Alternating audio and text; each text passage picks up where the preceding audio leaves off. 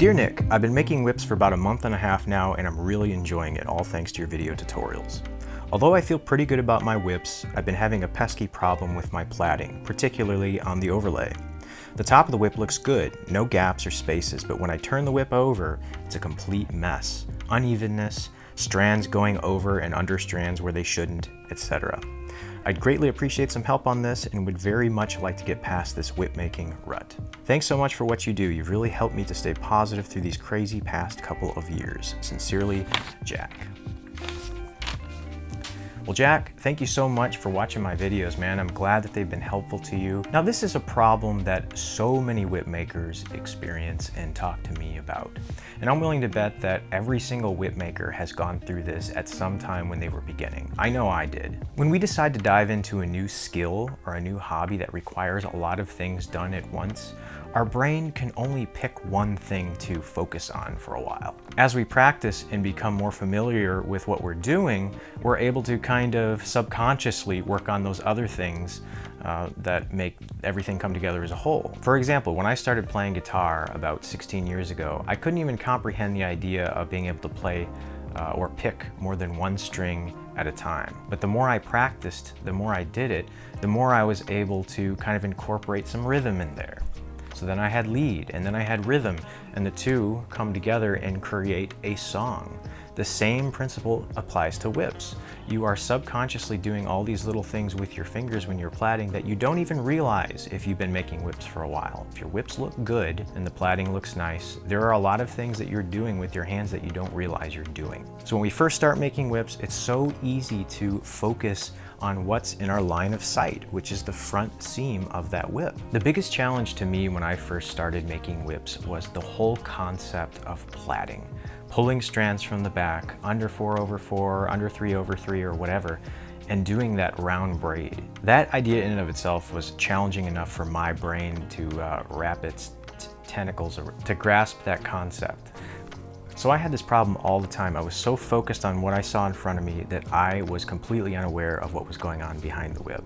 As we become more comfortable with what we are doing, our mental capacity is able to expand, and we kind of lose that whole tunnel vision where we're so dead focused on exactly what we're doing in front of us. In today's video, I'm going to show you guys some tips that will greatly help your plaiting look nice and even in the back as well as on the front. So hopefully these little tips will kind of get you out of this rut, and once you understand what's going on and how they will help you, practice. Just knowing this in and of itself is not going to fix everything. It's going to take that repetition like everything else does in life that you want to get good at. If you guys are here for the first time, welcome to the channel. My name is Nick Schrader. I'm a photographer, filmmaker, as well as a whip maker. And on this channel, I create videos all about how I make whips. Before we jump into this tutorial, I will say right now that it will be extremely helpful if you guys watch my video called My Current Nylon Bullwhip Making Method from 2020. Watching that video will kind of give you a whole background of what is needed to make a whip. So some of the things you see me doing in today's video will be based off of that one. So that would help you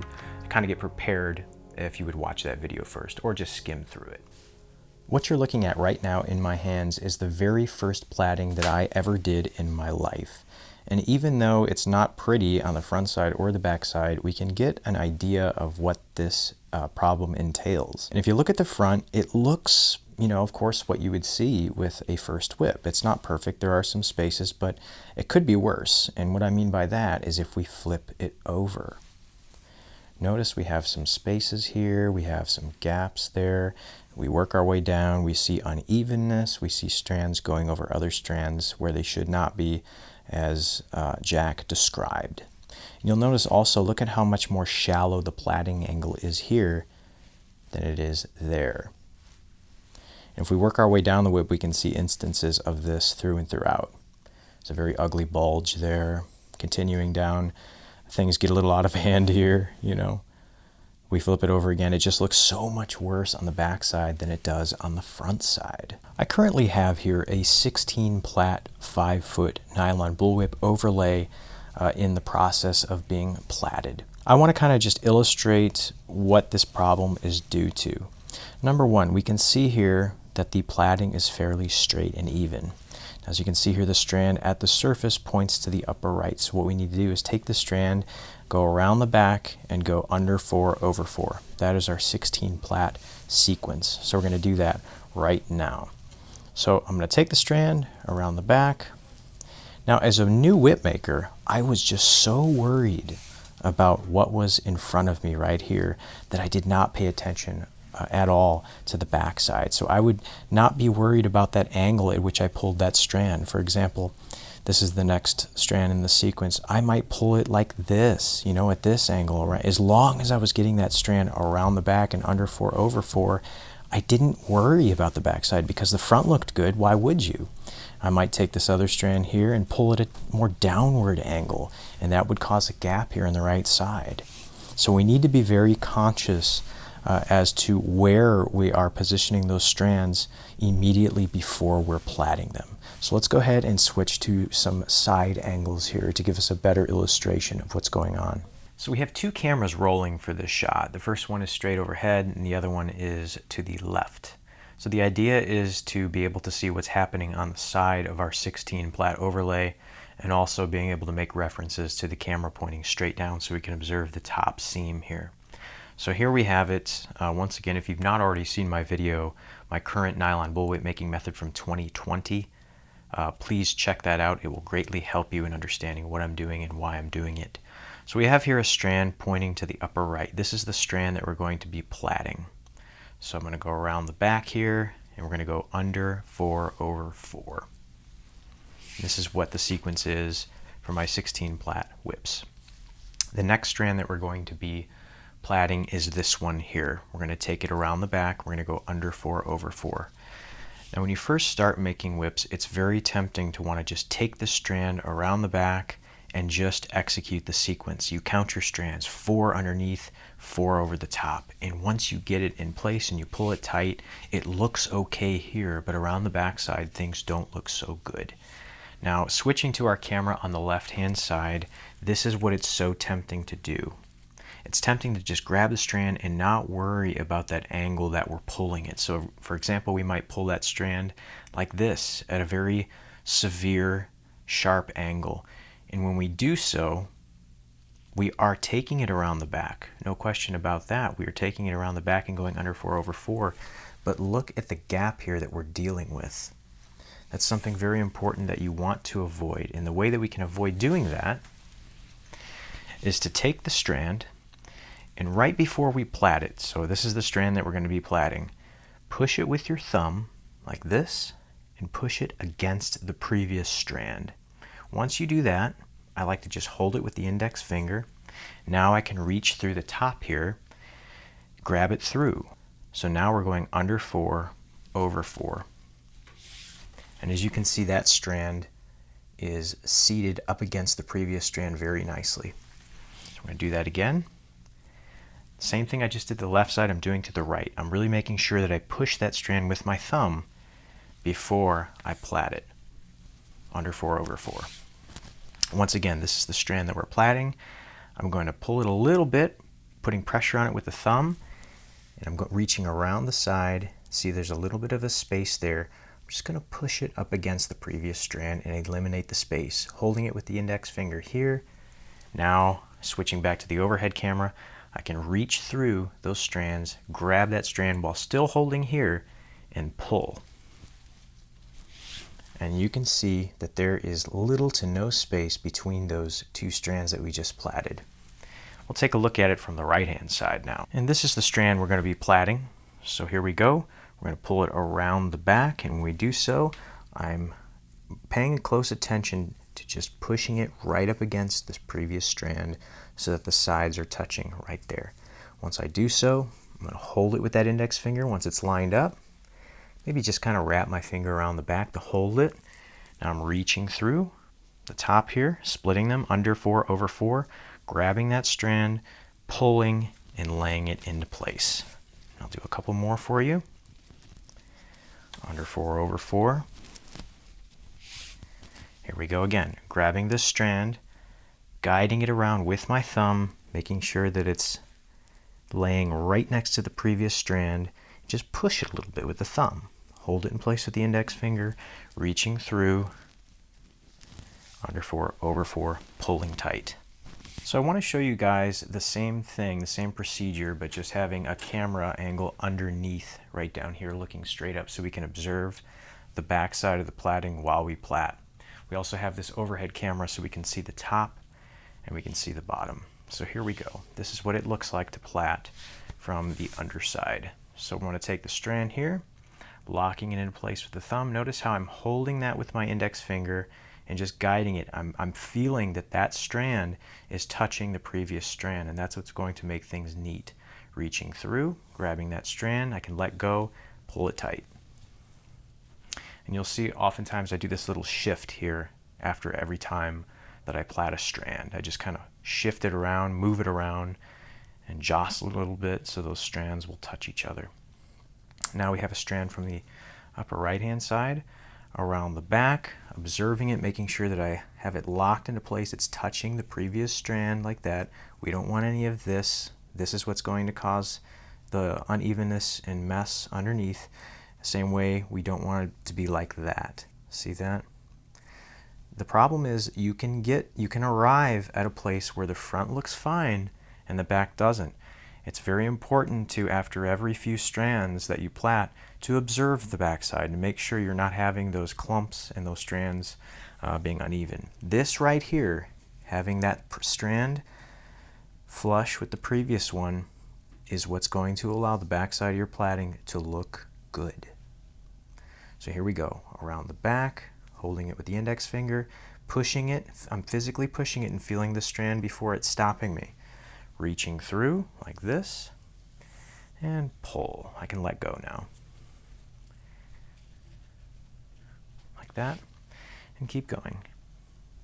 Around the side, holding that with my thumb, pushing it physically to the strand before it, holding it with the index finger like that, reaching through, let go, pull. And I'll just go ahead and plait a few times here so you can see that from both angles. Around the back, holding it with the finger, pull. Around the back, holding it with the finger, reach through and pull. Around the back, holding it with the finger right there, let go and pull. And as you can see, things are looking nice and even on the front and on the back. I'm going to show you guys what happens when I revert back to what's completely normal for a beginner whip maker. I'm going to do my best to just not concentrate at all on where those strands are falling on the back. I'm just going to think about getting the front looking good. So as you can see, I'm not going to worry about what angle I'm pulling these strands. I'm not going to worry about it being butted up against the previous wrap. So we'll just kind of do this, you know. Pull it. I'll take another one from the right hand side, like that. Another strand here. Not thinking about those angles, like that. All I'm thinking about is, boy, I got to get those strands from the back to the front. And this is what's going to happen.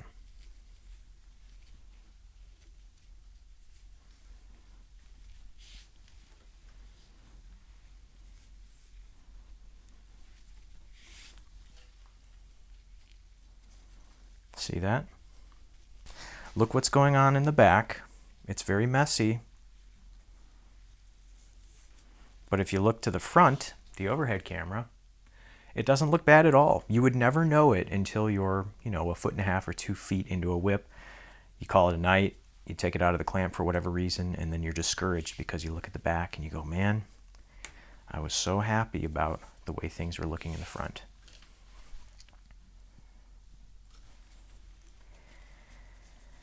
So I'm just strictly plaiting. I'm not worrying about where that strand is falling, and this is the reason that so many beginner whip makers, including myself when I started, had a nice looking top here, but the backside did not look so good. Here's a perfect example right now. Look at the top, looks good. Look at the back, not so good. We can avoid this by doing the methods that we just described a few minutes earlier. So once more, let's do this the proper way here, taking this strand, and I'm not pulling tightly, as it were, but I am pulling with just a little bit of tension in order to keep that strand from moving around. I want that previous wrap to determine where that strand lays. That's very important. And pull. Right hand side, make sure it's lined up with the previous one, like this. Hold it with my finger, reaching through under 4, over 4. And this applies to all plat numbers, 12 plat, 8 plat, 6 plat, and even 4 plat. This is going to be a way that you can get the bottom of your plaiting to look just as good as the top. And before you know it, you won't even be thinking about what you're doing. It's all about these two guiding fingers here. Push it like this, hold it, pull. You'll do it and you won't even know you're doing it. You just have to be conscious of doing it for, 4, 5, maybe 6 whips, and then it becomes second nature. You just have to incorporate it into your plaiting and remind yourself. Sometimes you'll forget. It's okay. No one should be expected to be able to focus their attention on the front and the back while making a whip for the first time, or even 10 whips in my personal opinion. There we go. As a beginner whip maker, all you're doing is you're just focusing all of your mental energy on this seam, And as a consequence of that, we forget about the backside. It's okay though. So hopefully, guys, this will help you get out of that rut. I hope the camera angles are sufficient for you. So now, as we can see, the top looks pretty good. So let's go ahead and take the whip out of the clamp. You can see here is the top of my work area. That's in line of sight. And when we flip it over, you can see the bottom looks good as well. So there's two things that will set you up for failure and make this much more likely to happen. The first one is not having a sufficient amount of strands to cover the surface area of that belly beneath. The ideal angle to pull your strands when you're plaiting a whip is about 45 degrees. But if you find yourself running thin and you don't feel like you have a sufficient amount of strands, you can compensate a little bit by shallowing up those strands. For example, you are plaiting strands over a particular part of a belly that's a little thicker than you anticipated. It's not the end of the world. You can shallow up those angles that you're pulling the strands, and you can make it work to a certain degree. Sometimes when you're trying to compensate for that extra surface area that you don't have enough strands to cover, this will cause you to not be concentrating as much on what's going on, and your mind is just thinking about covering that surface area. And this is a prime example of when you can develop some uneven spots in some messy places on the backside of your plaiting. The same principle can be true if you have too much crowding of strands. In this case, you would be pulling at a much steeper angle to compensate for crowding that would inevitably take place if you didn't do so. Much like the previous scenario, the backside would become very clumpy and bunched up and messy, and the front side would look okay. So my general rule of thumb, if you're building a 2-belly nylon bullwhip, is this. The first belly, you're safe, 8 plat. Drop strands as you go. The second belly, no fewer than 10 plat. And finally, the overlay, no fewer than 16 plat. I find this is kind of the sweet spot. Of course, this is my personal preference. If you can make it work with 14 strands or 18 strands, that's perfectly fine.